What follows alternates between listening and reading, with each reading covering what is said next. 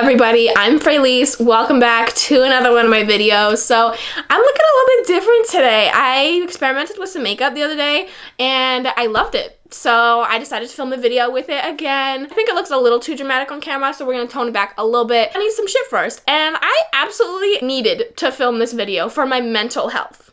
I'm kidding. So as you can tell, we're gonna be talking about Rockstar Romance Recs, and this is one of my fucking favorite tropes of all time, if not my favorite. I think it can be really overused, and honestly lately I haven't been loving the ones I've read, which really makes me sad. But summer 2021, man, I read so many of these and so many bangers. So yeah, I've got a mixture of recs for you guys. I did a poll on my Instagram. All those links are down in the description, but I did a poll and I asked you guys what video you wanted to see next, and nobody voted for Rockstar Romance.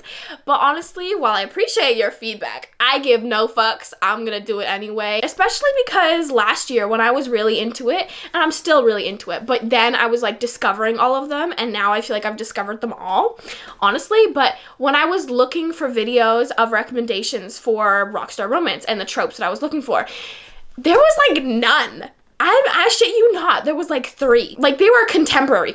A lot of these are contemporary, some of them are a bit darker, but they were like cartoon covers. And I'm like, that's not me. So I just felt like YouTube, even TikTok, was no fucking help in helping me find these. So I hope this video does help you guys, because I think I've searched high and low for good ass Rockstar Romance. I'm really excited. The first one we have is Revel by Shey Stahl.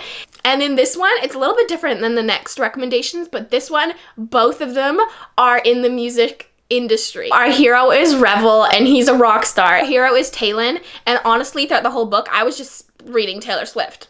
I don't know why. Still, in my memory, her name is Taylor, so her name is actually Talon, but she is a pop star, and she is kind of giving Taylor Swift vibes, but like Taylor Swift circa 2015, 2016, okay? So yeah, they're both in the music industry, and it's kind of an enemies to lovers thing. They actually, this is one of my favorite scenes of all time. They throw jabs at each other at the Grammys. They're literally like, they both get up to accept awards, and they're like throwing shade at each other. They're dissing each other on social media, but they end up going on tour together, because their label forces them to go on tour together. And obviously she's a little more innocent. She's a pop star and he's a rock star, so he's involved in the more like groupies and more of that, you know? And so yeah, he's just along for the fun, and she's trying to be prim and proper, and it's such a combo. The tension in this, it reminds me a little of a Mariana Zapata book, honestly, because it is contemporary compared to what I read, but it's also really slow burn and super fucking angsty. It's not particularly steamy. It is just really real life, though. Like, I've read 2 books by Shey Stahl, and I've loved both of them because they're so real. There's no, like, glossing over, you know? And yeah, I love this one, fully recommend it. So this one's a love triangle. Don't kill me. This follows Stella, and younger years, she has a friendship with this guy, and they are really close. I think they were somehow, I can't pinpoint exactly why their friendship started, but they were close, and he ended up leaving and kind of breaking her heart when he left to become a rock star. And that's a popular trope, y'all. But then we see Stella as she like grows out of her heartbreak, and she gets her life back on track, and then she starts a little thing with her boss. It's either her boss or her coworker, but yeah, and then they end up falling in love. And then just as they're falling in love, he comes back, like the guy from her childhood comes back and is like, I fucked up, I really want you back. And Stella is so torn, and honestly, I was right there with her, because I couldn't pick one either. Usually in love triangles, even reverse harems actually, I have a favorite, and I could not pick. I think a part of me in my heart will always go for the first love, like in whoever's life it is. If it's a book, if it's a movie, if it's my life, like your first love, there's just something special about that. I mean, hopefully there is. So it does have a like non-happily ever after, depending on whose side you're on or like what guy you're cheering for. Yeah, heartbreaker, I cried. And next we have Blame It on the Tequila by Fiona Cole. And this is book 2 in her Blame It on the Alcohol series, but you don't really need to read them in order. I didn't read this one in order, actually. I just reread them last month because I never read the first one. And I was like, you kind of need to, because it was really good. But also because the third book is coming out in April. Yeah, like I said, you don't need to read them in order. I think you should though. The first book's great. So this is a step-sibling second chance rockstar romance, and it was a fucking banger. So it follows Nova and Parker, and they were obviously step-siblings when they were younger. Their parents got married. They kind of had a little thing even then. Parker and a few of his friends had a band, and she would help them out sometimes, and then she kind of became like one of them. She kind of became part of the band, and they were just starting to take off, and something happens. Nova is really affected by that, but Parker and his friends get a record deal and they leave, and Nova is like pretty traumatized from what happened, and he promises to like stay in touch and like come back home, and he doesn't. This bitch doesn't. She like completely blocks him and is like, I need some space to heal, you know, because she is pretty young. But it follows them a few years later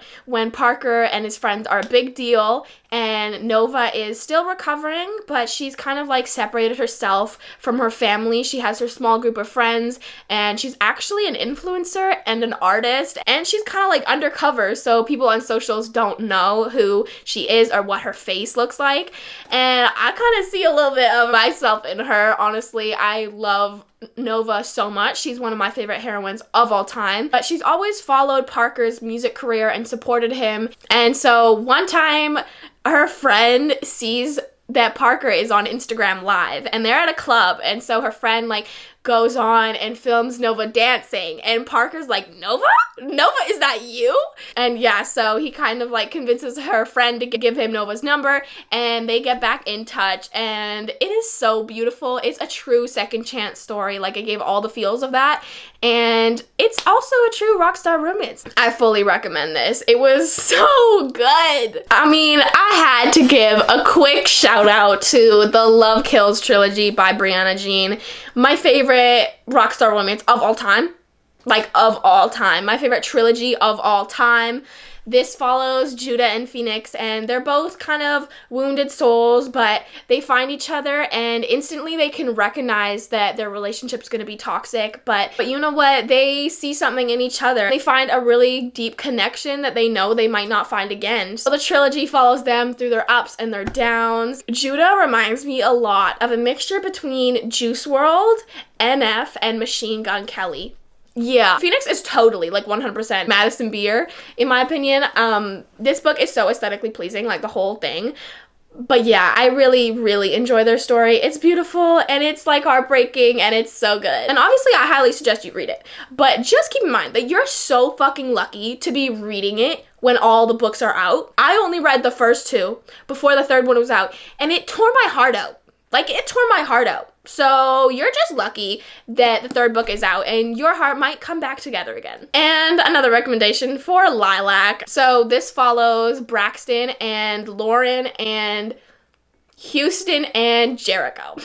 This one is reverse harem. Lauren, Houston, and Jericho are in a band, and their bandmate dies, and they need another bandmate because they're just about to go on tour. So Braxton becomes their new bandmate, and they're totally against it because, like, she's a girl, she's not that talented, but they end up going on tour together for like 6 months, forced proximity to the max, and it's so good. So hot, honestly. But yeah, they all end up falling in love, not only with her, but also 2 of them with each other, which honestly, like, MMF and 2 guys falling for each other in a reverse harem, it's just an instant read. Yeah, I really enjoyed this one. There is a great amount of rockstar in it, but honestly, there's not too much extra plot. You gotta read it for the characters and the smut. This is a bit of a long recommendation video, but y'all, I had to include some of these.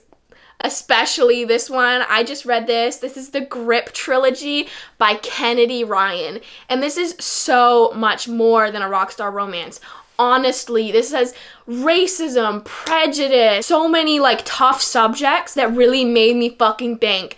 And oh my god, it was so good. I listened to this on audio, and literally the only problem I had with it was that I couldn't highlight it because it was in audio. So yeah, this follows Grip and Bristol. Grip is best friends with Bristol's brother, and so when Bristol comes to visit her brother on spring break, and her brother's busy, Grip has to go pick her up from the airport, and instantly they see each other and they're like, oh, okay, so there's a connection. And yeah, they definitely have a deep connection, and they're just so open with each other instantly. Like, they literally leave the airport, they go to grab some food, they're just into talks about racism, they're still feeling uncomfortable because someone said the N-word next to her, and like all that good shit. And oh my god, it made me think, it made me like, oh my god, that's such a good point.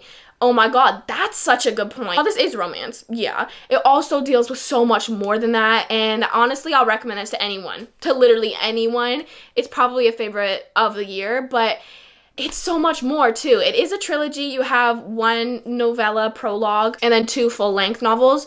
Technically, there is a happily ever after the second book, like the novella and then book, but I do recommend you read the third one because it just felt more completing.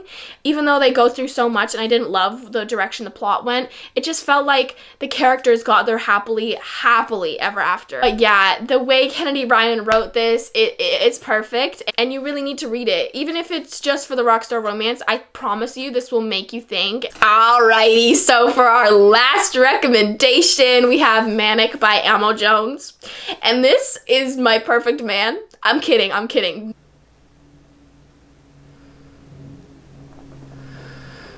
So this follows Beatrice and Aaron, or Manik. He's Russian, and he's part of the Russian Bratva, and he's a rapper. I literally can't tell you how hot this was to me. It was like the hottest thing I've ever read. Really, this man, like, okay, let's get into the plot and then stop gushing over Manik. So Beatrice is a dancer, and she overhears something she wasn't supposed to hear, and Manik captures her and keeps her locked in the basement. So it's definitely a capture-captive dynamic thing. And so he captures her, keeps her captive, and naturally in a capture-captive romance, you have to have that like slow evolution from capture-captive to actually dating, and this gave it. It was written great, but also in true Amo Jones style. There's not too much like performing or touring rockstar vibes to this. There's more of like in the studio, and like the fact that she's a dancer and he makes music, it was so hot. It was really hot. There's not much more I can say about this one. Debatably my favorite recommendation from this whole video. So yeah, I hope you guys enjoyed these recommendations as much as me. These are my absolute favorites, honestly. But I do have a few more. Like, I have probably 4 more. I will be doing a part 2 to this just because it's my favorite. I don't care if this like doesn't do well view-wise. I mean, I hope it does. I hope y'all fuck with it. I will be doing this again, no matter what happens. So if you'd like another Rockstar recommendation video, let me know down in the comments. Alright, that's enough ramblings. Thank you guys so much for watching this video. Don't forget to like, comment, and subscribe, and I'll see you guys in my next one very soon.